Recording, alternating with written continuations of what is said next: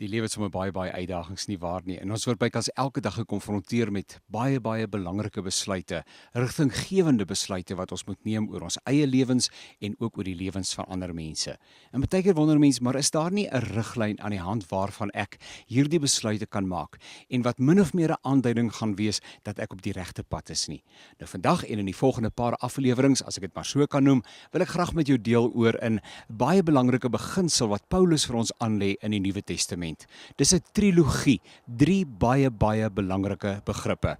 Ons vind dit in die besonder in 1 Korintiërs hoofstuk 13, daai wonderlike lied oor die liefde. En wanneer Paulus geskryf het oor al die dinge wat belangrik is en minder belangrik is en veral hoe dat liefde in die praktyk lyk, kom hy uiteindelik by daardie punt waar hy sê en nou bly hierdie 3, naamlik geloof, hoop en liefde. Nou dink ek dat as 'n mens jou lewe so kan inrig, dat jou aksies, jou optrede, jou besluite, jou manier van dink en doen, altyd aan hierdie baie besondere, rigtinggewende beginsel, in 'n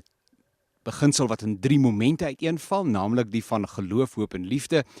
dat 'n mens daarom min of meer, trouens nie net min of meer nie, maar in 'n baie hoë mate die versekerheid in jou hart sal hê, dat inderdaad jy op weg is om te doen wat reg is, dat jy die Here se seën op hierdie pad kan verwag, en dat God se hart ook warm klop oor die besluit wat jy gemaak het.